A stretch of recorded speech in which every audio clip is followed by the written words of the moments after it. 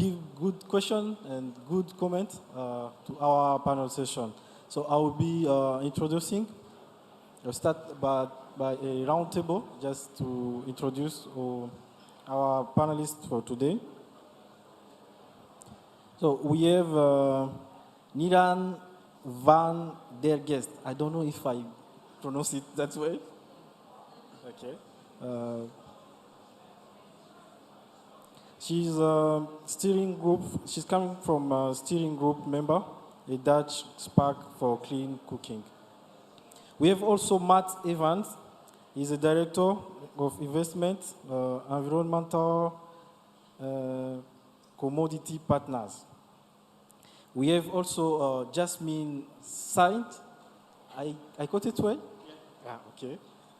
He's director of Fair Climate Fund. We have also Matthias Olsson. He's the CEO of Emerging Cooking Solutions. And my name is Patrice Binois. I'm a business support expert from UNCDF. I work in Congo Kinshasa. So if there is some French people, some French-speaking people, bonjour. Ah, super. On n'est pas seul ici. Au moins, il y a un peu de français sur le stage. Okay. So, on va commencer avec notre discussion. Oh, we are going to start. Sorry, my French is native, so sorry.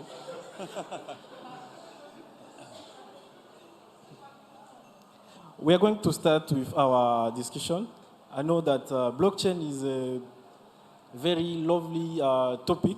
Many people love blockchain, but I'm not sure that everybody knows what is going on, what is really blockchain. So I'm going to start with Matt, with a quick question. What is blockchain? Can everyone hear me?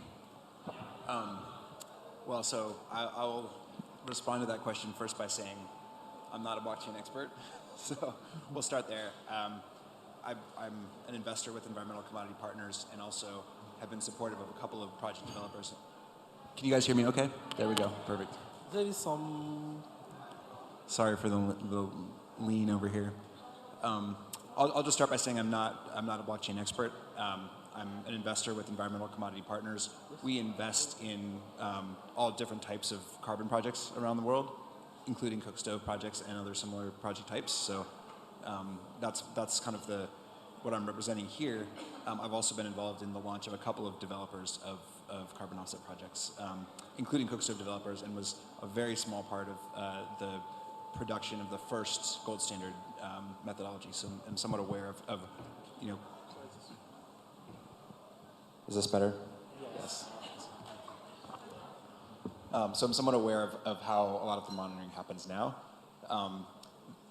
Very quickly, and I think Jasmeet is probably a better place to explain blockchain to us, but the basic concept is a decentralized registry or source of truth, right? So it's rather than a centralized, like a carbon standard or a bank, for example, ledger of what's happening, who has what, etc. It's decentralized, and it does not require trust in a central system, because you have computers around the world or around wherever that are basically operating according to a set of rules that theoretically, holds a source of truth that everyone can agree to and believe in. Maybe I'll pause there and let a smarter man take over.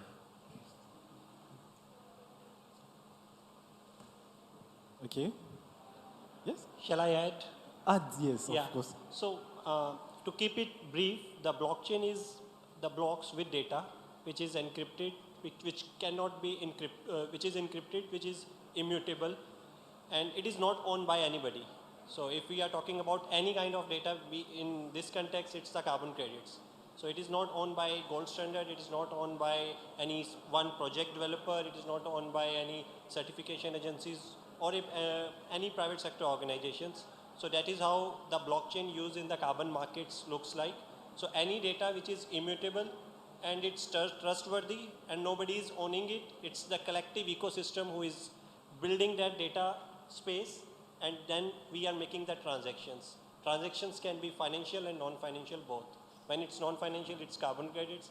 When it's financials, then all banking systems are following the same. So thank you for that introduction. My question is, what type of application does the blockchain can be useful for? I come back to, but yes? Well, so I think blockchain has led to some very interesting applications in other spaces, right? So you've probably heard of the concept of NFTs. Maybe we shouldn't be allowed to say an acronym without introducing it. But it's basically a digital thing where if it's transacted later, it can be transacted according to a certain set of rules. And fundamentally, the way it's been used in art, which is really interesting, is that rather than a situation now where artists, for example, sell a piece of work and that's it, if it's digital art, it can be sold, and then when it's resold between parties later, automatically some value can go back to the artist. Mm-hmm. So that's kind of an interesting example of how a blockchain system is being applied to provide some value. So blockchain have been pushed like to replace money in some countries, even in some application. But now we are talking about cook stove, about clean cooking. What is the place of blockchain in our context? Yes, Yeah. okay, yeah. Maybe I zoom out a little bit. My name is Nera van der Geest. I represent the Dutch Park for Clean Cooking Solutions. And actually the Dutch Park is a group of Dutch partners, being government, financial institutions, cookstove providers, local NGOs, and also carbon developers. And actually the blockchain is some sort of, it's a group that is also seeking innovation. And why do we seek innovation?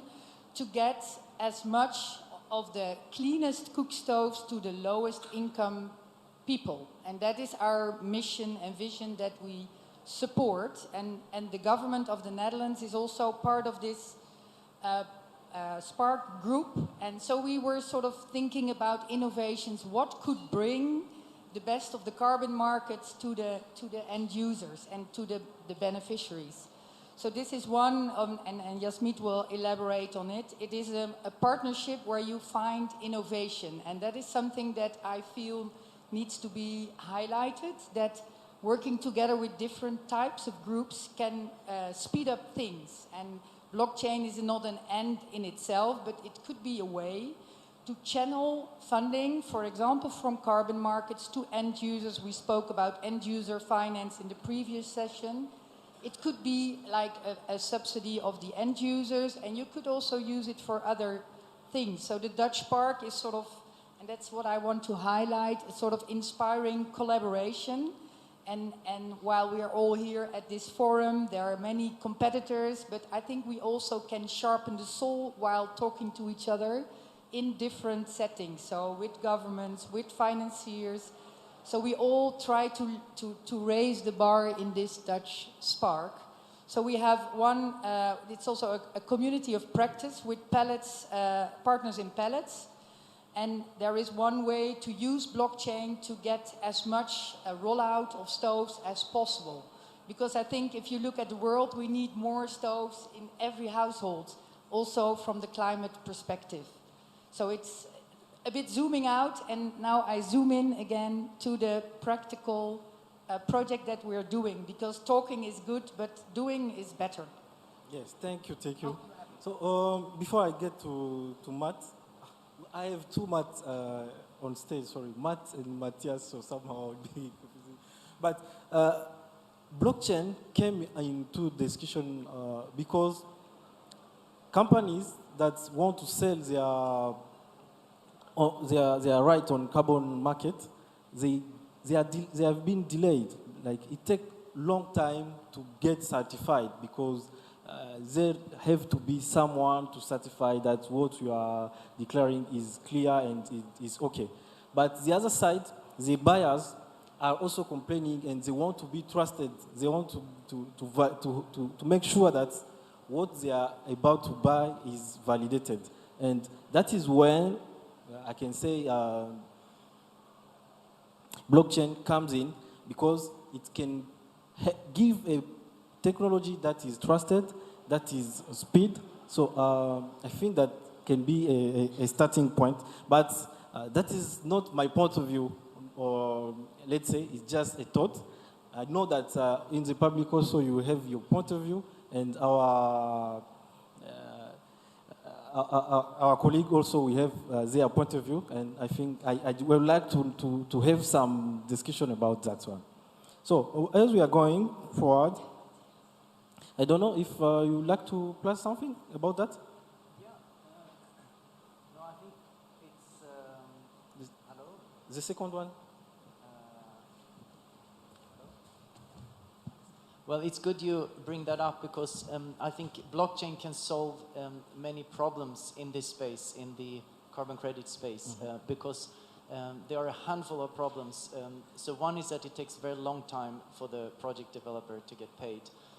It could easily be a 2-year, and it's also, you need to be a fairly large developer to go through all the programs and everything. So the time is a big one, and the lack of transparency is another one, because there is almost quite an opaque market. You don't know who is paying what for what. You don't know where the carbon credit money really goes, how much goes back to the originator of the carbon credit, which is a user. It's the user switching, for example, from a dirty fuel to a cleaner, and so on. So there are different problems that the blockchain can solve. And why can it solve these problems? It's because of some of its inherent qualities. One being immutable, that you cannot go and change a blockchain. Blocks are stacked on each other, and you cannot go and take another block and change that. It's forever. And you can't even turn off the server and say they are gone, because the decentralized nature that Matt was talking about, the blockchains is a network of connected computers that they have figured out the way how to reach consensus that the transaction is valid. So this is why I think the potential is that it could also reach this scale of carbon credits that have been talked about. We need to 10x everything at least to really reach impact. Thank you. So it's now becoming somehow clear, even to my view. I don't know about you, but we have some questions. But before we have we have some questions, so I come back to Nera. You introduce what you do already with the Dutch, but what does the Dutch Pact for Clean Cooking support innovation? Like directly. Maybe I elaborate a bit on I explained the Dutch Park, the composition and the aim, and it's indeed built to accelerate and to also support the objectives of the Dutch government to bring clean energy to 100 million people worldwide. And we're going to, first step is in Rwanda, where we want to support a platform in which the households get a payment based on the carbon income that will be generated. So we have cook stoves. The Mimimoto stoves will be sold to households. The households will cook on the cook stove, and once the carbon income is coming, there will be a cashback system to also support the purchase of the cook stoves. This is in order to lower the gap, the ability to pay gap. There will be also phases in payment systems so that you can pay off your stove in longer periods, up to 2 years. And actually what we also want to do is with this platform, with blockchain information, we want to validate the platform and also get the pallet sales reduced because of the carbon income that is needs to flow to the households.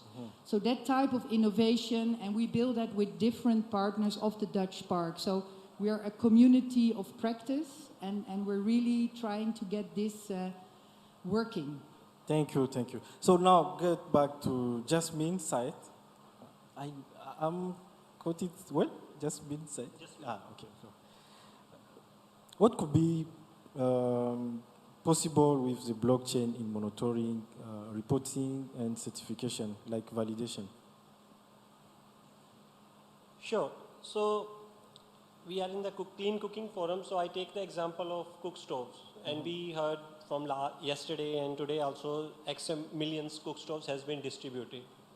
So when we are saying cook stove distributed, it doesn't mean the impact has been created.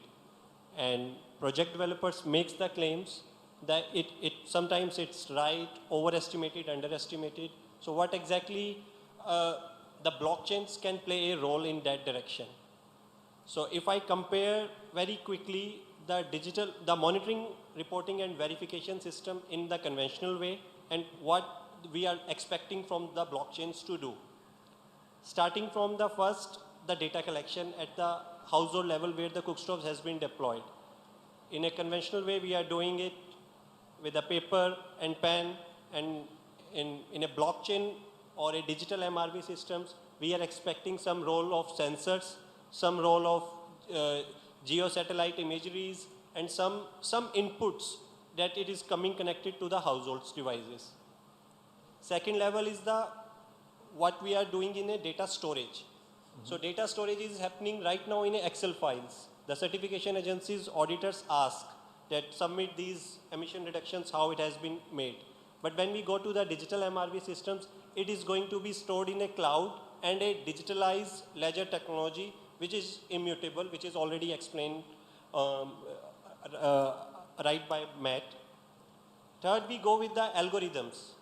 When we done the algorithms, there is prone to human errors. But when we run a program in a digital MRVs, we don't need to look for that. And on a real-time basis, we can measure that each household, how much is contributing into a project which is generating millions of credits.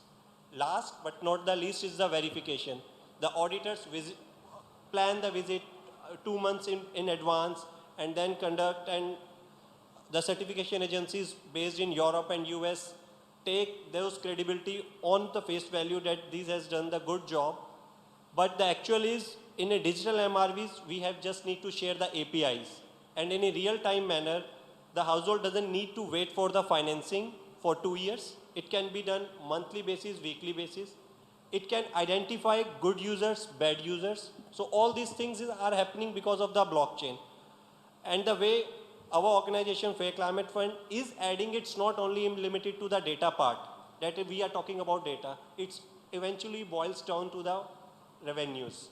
That how the carbon revenues are being distributed from the end buyers to the impact creators who are happening in the global south and the impact buyers happening in the Western countries. So how they are able to interact, and this can only be possible in this means of sources. The blockchain seems to be like a potential solution which can address maximum answers which right now the carbon markets are facing. Yes, it's interesting when it is said, but I think it can also raise some other questions, like some other issues. The session before our session was talking about subsidy or something like that. And people are already complaining about the price of stove and appliance. I think there should be some implication with all those devices like inserted in stove. How do you address this one? Yes, Matt? So how do you address the question of? My question is, I'm somehow afraid about the price to make all those things going on. Yes. Yeah, I mean, it raises an interesting question, right? If you're ultimately relying on future carbon revenues to come in to reimburse the people using the stoves, ultimately they're probably taking some risk, some what we would call merchant risk on the carbon markets, and maybe you'd want to manage that or mitigate it. But I guess the thing that I would also want to add is that I would be careful about anything in the carbon space that basically claims what I would call the myth of objectivity, right? Fundamentally, everything that's generating avoided emissions credits is based on a hypothetical. And so you see some really kind of exciting digital MRV methodologies, specifically concerning metered devices in the cook stove space, that from some perspectives are actually worse at estimating the actual carbon savings that's happening. And the reason for that is because the original kitchen performance test was designed to factor in a lot of things, and on the other side of the house, you had a lot of the CDM carbon methodologies that were really just applying emissions factors to baselines that were monitored. And so the new digital MRV is actually taking that latter, technically less accurate approach, but it's probably better on usage. So like one quick just like flag to raise is that any claim of like this is going to make the whole thing transparent, this is going to be like, don't trust it. So maybe that can get me back to Jasmine and ask how Fair Climate Fund is leveraging blockchain in India. So Fair Climate Fund is working on a digital MRV platform, which is backed with the fundamentals of blockchain. And we have already piloted one project in India and now going to replicate the second one in Rwanda. We are basically, in India, we have put up the sensors along with the cook stoves, which is giving on a real-time basis whether the cook stove is being used or not. And it's an eye-opener, and I don't shy away with sharing the results, that in if you find out any cook stove project which has been implemented, 80 to 90% of utilization claiming in any certification standard is normal. But what we have seen after, we are talking about only 100 households which we can monitor personally. But if we capture these data, in 6 months, it's 65% is the utilization rate. So that is the level of accuracy is coming out of it. And we are like, with this platform, looking forward an answer to the market. Level of accuracy is also discouraging for a project developer on the carbon credits. What is the incentive for a project developer to switch to a DMRV, because it is giving less credits to them. So whether there is an accuracy premium we can expect in the market, the buyers who expect higher transparency, high rate of good quality carbon credits, it's come with a premium. Premium can go 2 times, 2x, 3x, but that is what we are doing. And we didn't conclude here that only capturing the data and these households are having the X amount of emission savings. On the same platform, blockchain is known for financial transactions, not for capturing right now the carbon credits, it's the innovation.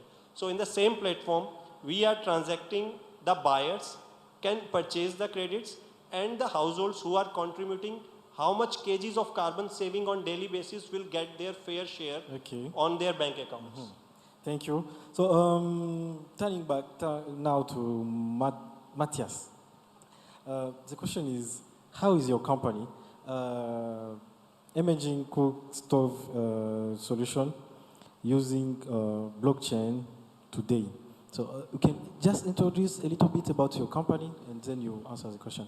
Yeah, so we work across 3 countries, Zambia, Malawi, Mozambique, and we have worked for a long time with fuel switch cooking.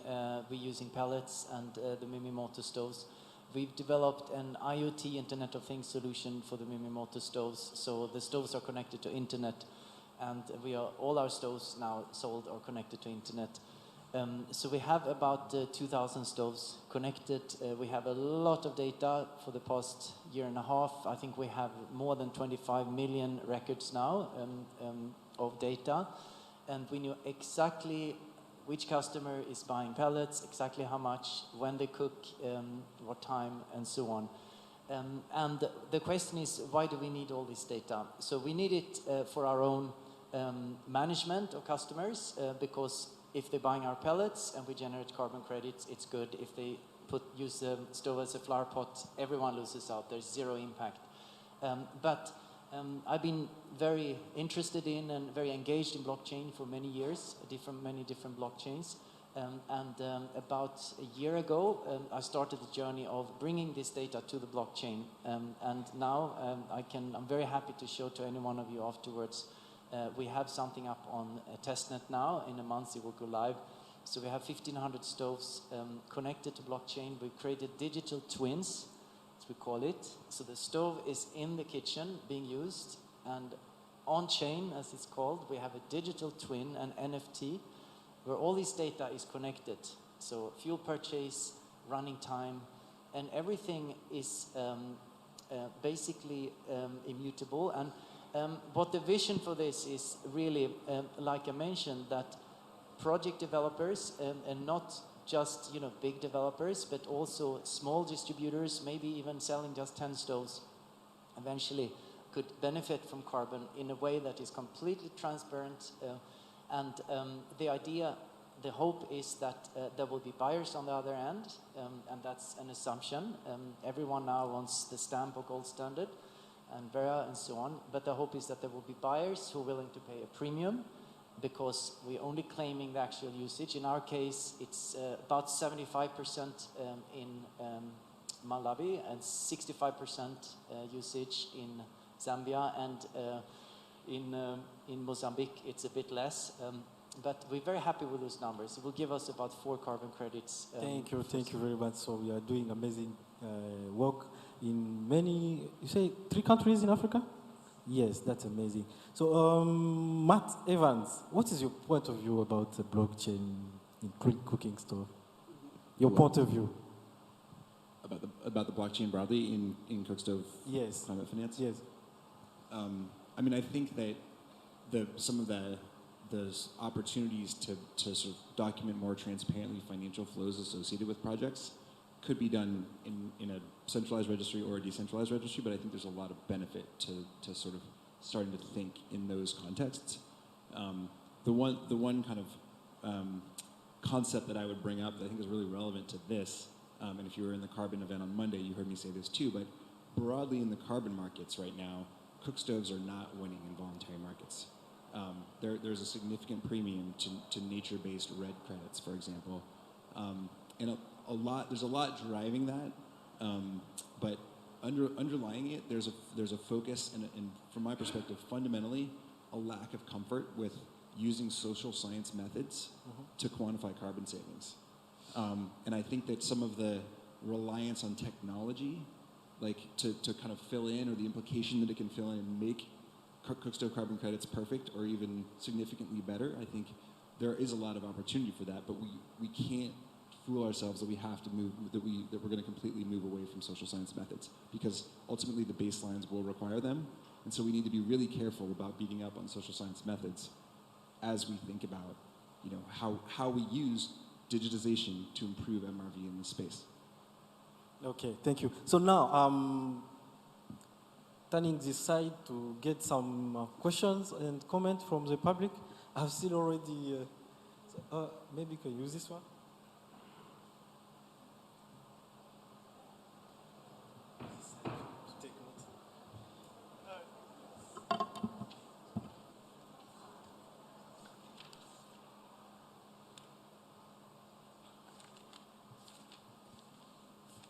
Hi, Matthias.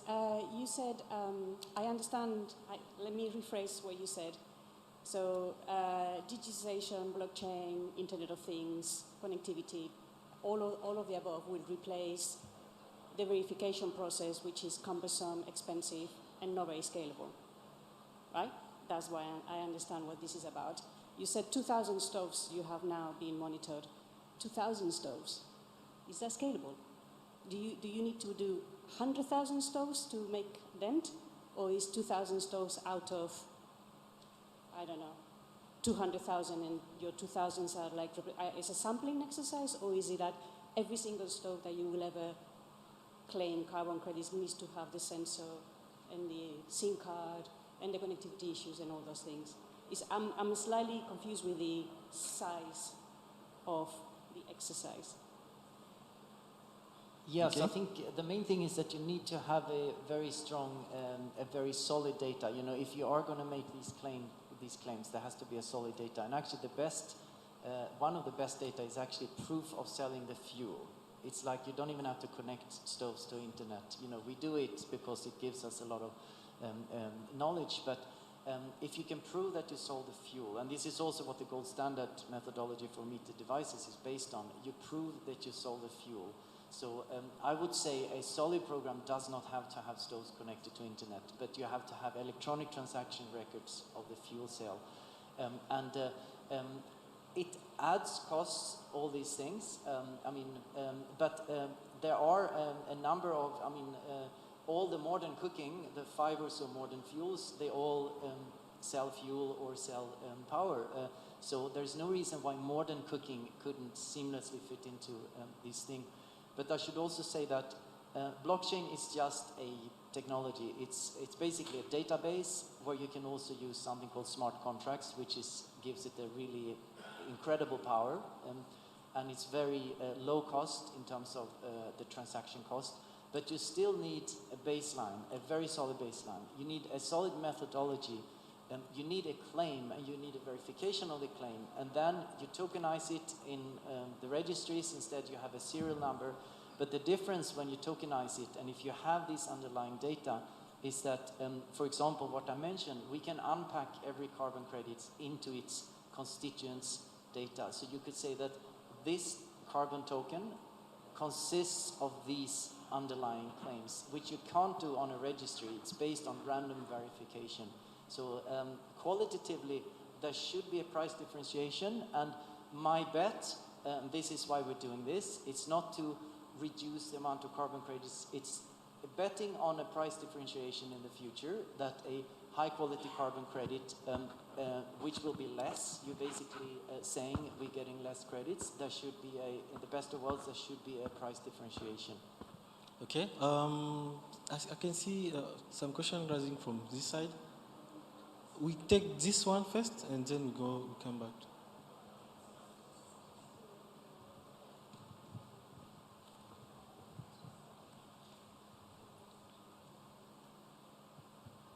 All right, thank you very much. My name is Josh Ducci, and I'm with Hatter Foundation. So it's quite interesting listening to the conversation around carbon credits. So what are the implications of blockchain in countries' commitment to the provisions under Article 3 of the Paris Agreement? And your question is for who? For To all the of, entire panel. for Yeah, all to of the them? entire panel, yeah. Ah, okay. Who is? I think it was about Article 6, right? About how it... What's that? What is the implication of blockchain in countries' commitments under the provisions that Article 3 gives of the Paris Agreement?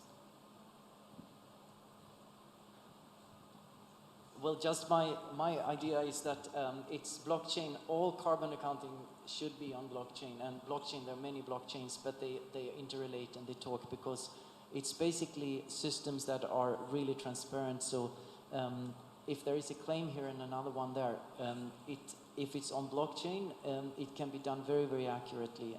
And the risk otherwise, if you have silos of databases, the risk is that there are double counting, things are not properly accounted for, but everything on blockchain is immutable. It won't change over time. So you can much easier get an overview of how everyone is accounting for this. Yes, that makes me have a question for Nira. For this blockchain to be effective, this microphone is... Maybe I should try this. So for this blockchain to be effective, should all the country adopt it, or some players can start before the other? I agree with Matthias. It should be, all over the place. We spoke earlier in this forum about other indicators that you could measure. I'm very worried about overclaiming in the carbon world. There's a lot of overclaiming going on. Baselines may not be that well defined, but if you go to digitalization and measuring, it's a better quality than if you do it manually and you really measure the cooking time, for example. But the point I want to make is that also you can have other impacts measured. I mean, cooking time and cooking time reduction for women, for example, can also be a basis for an SDG 5 quantification. So it not only brings in the carbon measurements and measurements instead of assessments or interview-based data, but it also gives a basis for other impacts. And I think that is a sort of basis that blockchain will bring. And the scaling, your question about scaling, I think this works to scale. I mean, it enables scaling. Because if you do all the things manually and you do it with an assessment that doesn't really reflect the actual practice, you get overclaims, you may be accused of greenwashing or things like that. You need to have data to prove your point. And scaling, if you have the good system, the good platform in place, you have low-cost sensors, because that's an issue. The sensors might be too expensive. So if you have a large scale, the sensor cost will come down. And I think it's also good to not make it too complex, just to have a very simple sensors, a lot of innovation going in that area, so that you really can measure only the things you need to have to do the claims. But it will support claiming to a high extent, I'm sure. Thank you. We Can I build on this encouraging story from Big Capital? I am very excited about the potential for blockchain, although I also have to share Matt's cynicism a little bit, because this is very much at the moment a dream. Look, I know, Matthias, your dream is coming true, but it's very early stage, very early on, and it's not certainly the Holy Grail. I think it's right now really proving itself in the MRV side and really building trust in getting the data on the blockchain. What my question is, how far are we from actually increasing demand in these carbon credits? We should talk about it more in the term of the social value credits that we discussed earlier, include your other impacts as well. Is there a driver here? Anyone?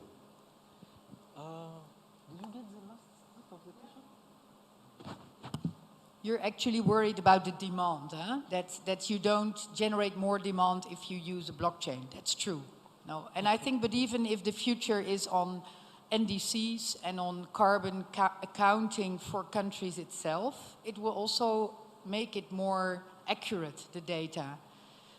And I think we need a lot of carbon reductions, quantifications for the future to get to the Paris Agreement objectives anyways. And whether you trade them or you measure them and count them as an impact and be sure about the basis of the quantification, I think that doesn't make sense. I mean, you won't drive demand by using blockchain. It's not a goal, it's a means to get better data. Thank you. Yes, okay. Yeah, hi guys. An interesting one for me is around what that future could look like around carbon credits and integration of blockchain. Because I think on one level, you could look at it like equivalent to, say, a cryptocurrency where it's sort of very open trade, open market, but it potentially has a lot of aspects similar to a bond market where you have different grades of carbon credits through there, and then there's a role for someone to play around grading those carbon credits through that process as well. So I see it could potentially end up in a couple of different ways into the future. So I'll be interested to know from, I'm not sure which panelists, but what do you see as that ultimate outcome around how it could look in the future from a very sort of open, distributed solution to transacting carbon credits between different parts of the world? I think Jasmine, you can get to Sure. So what I can say what we can expect from the market right now. Everybody is talking about high quality carbon credits and nobody is coming with the definition of high quality. There is no disagreement on the technical requirements of the high quality carbon credits like additionality, environmental integrity. But what we expect this kind of blockchain ecosystems will going to derive is one definitely is a transparent disclosures between the buyers and the consumers, that who is, for example, any X company is offsetting, that is very right now in a gray area they disclose in their annual reports. So bringing the blockchain, it makes quite simple that who is making the disclosures for what projects. And for example, I'm just taking example of a RED Plus projects that some XYZ company has offset in 2012 for those forest which has been burned. So how to track those transactions? If it is getting immutable data on the blockchain, this can be easily be tracked, monitored, discounted. And the second is how the countries are going to interact with each other on the registry side. So this blockchain definitely build the capacity of the local governments all across, I think, the world, that how they will going to integrate their registry accounting systems with others. So these are the two options I immediately see that this evolvement of the blockchain definitely address. So, Matt, you can add something? Yeah, I think we're in a room where we're talking about carbon and blockchain. It's really interesting. You have the Cookstove application, and then maybe just a little bit of context in terms of what's happening in the carbon world in blockchain. Both registries are, and I know there are people, at least from Gold Standard here, but both registries are really trying to figure out how the centralized registries that they manage could interact with blockchain in the future. And one of the big kind of really interesting problems that they have is the question of claiming, right? So if a carbon credit is retired, then the environmental benefit of that credit has been used. And a bunch of blockchains took off really early on that were basically buying credits on these registries, retiring them, using them, and then selling them out to any old person, right? And people were buying these tokens that represented a ton of reduced emissions. And the reality is that nobody really knew what they were doing. People were feeling good about owning that, that token, even if they then resold it, which means that they didn't actually derive any of the benefit that ultimately was happening underneath those programs. Additional issue is that those blockchains were buying bad carbon credits. So blockchain has a pretty dirty name, I would say, in the carbon space right now. And I think there's a lot of reasons for that, but certainly that's a bit of context here. And then as we zoom in, the other thing that I would add is that, in Cookstoves, I think we have to be, and broadly, once we get below the carbon registries, right? So this is within the verification process of a project and then the issuance processes of projects. Some of the things that have been set up here are sort of assuming that you could use a blockchain kind of extra the carbon registry. Like there would be some other source of truth outside the carbon registry. And I think that's, and the people from Gold Standard could speak to this better than I, but that's a very hard, something should be done. We should have more transparency within what Gold Standard is running, but it becomes very awkward if we're saying we're just going to rely on the blockchain. Because as we know, in Cookstoves, social science is required. And tech bros who buy tokens tend not to be social scientists. So you can't just rely on blockchain. Thank you. There's still another question, maybe the last one because we are running out of the time. Yes? Hi, I'm Govind Agrawal from an Axie Digital Runners. Tech for Climate is what I'm trying to pitch right now. My question is for Matthias. You mentioned double accounting, which can be avoided through blockchain. But what will be the unique ID to identify maybe a Cookstove project happening at a household level? So it's once the data is on blockchain, then it is maybe safe or unique or can be. But the data which is being created, it's actually digitized by a human being. So what will be the unique ID? It would be like a GPS of a household, because household is also a family, and family could be like a couple of people living in a house. So what will be the base element which will be unique so that, actually double accounting does not happen? Yeah, great question. And maybe just to contextualize how early we are, because, blockchain, it's also in the Web3 space. Web 1 was static homepage, read. Web 2 was when Facebook and e-commerce came, read and write. And Web 3 is read, write, own. So the equivalent would be that you own the data now. So Web 3 is a really, really big thing. I would argue it's a bigger thing than Web 2, actually. And we're at the very early stage. If you remember when you talked about homepage, what is a homepage? This is where we're at with Web 3. So how are we doing it there? But how we are doing it is that, first of all, we have a digital certificate of the stove.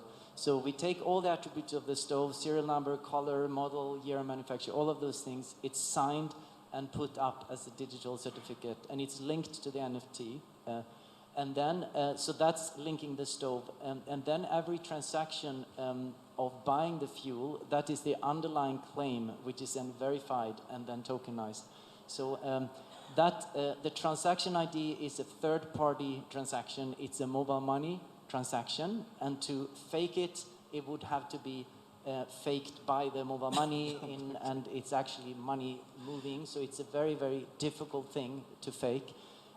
So it's basically a combination of the signed, ID of the stove, and then a basically unique transaction ID of money that was purchased for the fuel. And then, of course, there are other assumptions which applies to all programs, that the fuel was used for the stove and so on. But this gives you a sense of how we thought it out, and there might be better ways, but this is how we're doing it now. Thank you very much. We still have 5 minutes? Please, everyone. We actually don't. We've got someone who's wrapping up the day, which I forgot to brief you on, so my apologies for that, Patrice. Okay. But please, if everyone could just join me in thanking our brilliant moderator, our excellent panel, for a really engaging session on blockchain.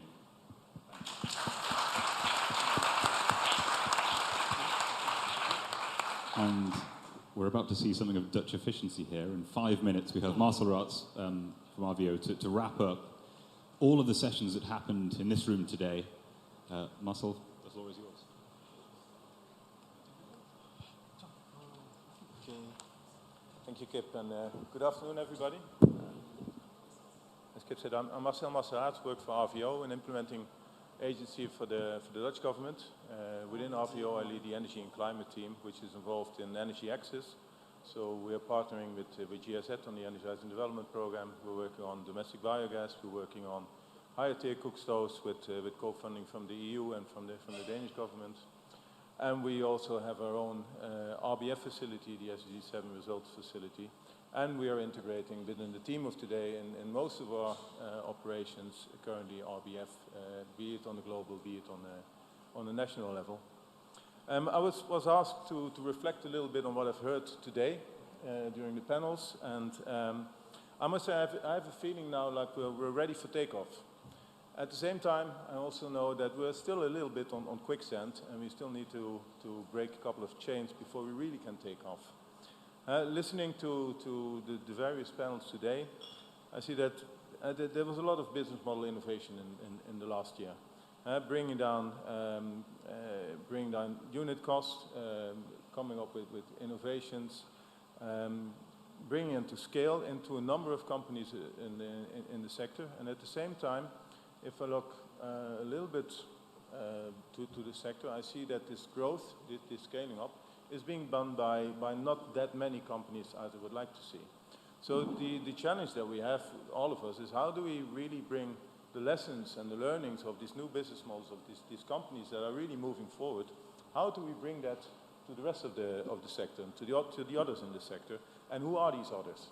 As from RVO, as a representative also of the Dutch government, we're also particularly interested in what is going on and what is happening with local SMEs. How do we prevent, as was said earlier today, in the solar sector, that there are a few bigger companies that are leading and marching forward the sector, and that local companies in many of the countries are either being pushed out or are not giving the chances that they need in order to grow themselves and to make the sector as a whole a success. Because the challenge is not 100 million people like we have in the Netherlands, it's billions of people.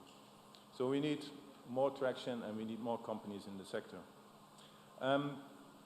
So what can we do about that? And there are two distinct pathways which we can do both. One is bring down costs further. And for that, I think we had a really interesting discussion on blockchain and what blockchain might bring to us in the future. So I hope that all your dreams come true. That will help us to make our dreams come true as well. But it's also what I heard, it's also in the enabling environment. It's discussing with national governments on taxes. It's national governments taking responsibility for clean cooking as a public good. There are also some innovative ideas going around on can we not bundle our procurement in a time where we see that costs of supplies and of materials are going up. The other topic, the hot topic of the day is on carbon. and on non-carbon additional funding and revenue streams. And I think when it comes to carbon, the thing that sprung to mind which I noticed was a remark that in the old days, and the old days are just a couple of years back, we had many projects and we had insufficient funds. And now all of a sudden we seem to have so many funds, but only a few projects. I think that's the challenge for us here in the room and also in the other rooms. How can we connect that in the coming years and preferably as soon as possible? It's also about monetizing the co-benefits, I think we used to call them, but monetize the impacts on health, on gender, on poverty, and for that we had Claudia Dutz coming up with really interesting information on the pilot that they are running on how do we monetize the gender benefits, how do we monetize the health benefits. Jan Kloijn, who was first a firm adversary of RBF subsidies, I think I have to talk to him in his evaluation this year. But at the end, Jan is also responsible with RVO, because we're doing it together with GIZ and with the World Bank and with other partners, for this end-user subsidy pilot that we are going to do in 4 or 5 countries with funding from the Dutch government, which I really find interesting because on one hand we are reaching out to the very poor, the ones that are, let's say, operating or living outside of the market that we're all targeting. And on the other hand, it's also an endeavor or an exercise where we include future funding for scale-up through World Bank funding from the design, the original phase, from the design in our operations, which hopefully makes scaling up later on a much easier task. So things are really, really moving forward. And at the same time, I also see that there's still a lot of challenges that we need to solve and a lot of puzzles that we need to make. So when it comes to carbon, there's a lot of promises, and we see that there are a lot of carbon projects already ongoing, and the carbon money is going further than that. We see that co-benefits are being monetized. We see that traditional, meanwhile, traditional RBS from donor funding are going into the sector. And at some point, these interact. And it's the interaction that we need to discuss about. There's a session tomorrow where we're going to dig a little bit deeper into that. But on one hand, it's how do we avoid market distortion? On the other hand, how do we make sure that the benefits at the end come to the right place in the value chain at the right time? And that is not an easy discussion, but it is one that we really have to dig into. I also heard this morning, and I touched upon it early on in my reflections, is where are the local SMEs in this whole discussions? How can we make sure that they're already part of the sector? How can we strengthen their position in the sector, either as an independent market player, or maybe to connect them up with the more high quality solutions that are out there in the market as a distributor of those companies. There was a discussion, it's a recurring discussion on ticket size, and we haven't been able to crack that problem yet. What we're doing from RVO is now we're working with 2 impact investors, or with two crowdfunders, where we take a part of their extra transaction costs, so they will engage with local SMEs in the clean cook stove sector. Not in order to scale it up immediately, because it's still a very hard ticket, and also our donors are a little bit reluctant to pay all the transaction costs, but to learn from and to see how can we bring in other actors in the sector and bring the financing on a level that is needed in the countries that we operate. And finally, I also would like to re-emphasize a discussion that was held earlier today also on, we see that the market is taking off in a number of countries. But there are also quite a number of countries where the market is not yet taking off. And I think it's our responsibility as a sector, it's also my responsibility as a donor or an implementing organization, to also concern about that and to seek solutions for that. But I do want to finish on a high note, and that is what I took from really early on today from Acumen. And there was a quote, cook stoves have been an unbelievable investment for Acumen. So next time when I hope to be here, or in another place where you will have the forum, Faisal, I hope that we will hear from many more investors that same quote, that at the end of the day, cook stoves has become an unbelievable investment. So thank you very much. And I think I used all my time. Thank you. So thank you very much. So I have to thank you also, our amazing public, because we have been there for us and we have raised good questions and we have participated in the debate. I feel that there is a need to continue discussing about this topic. I think that this will be a starting point and will not be the last one.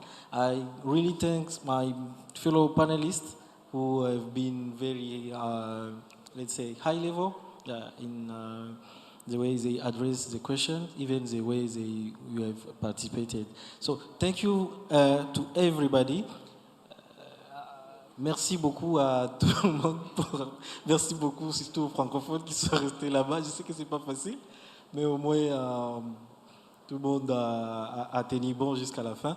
Donc, ouais, on peut.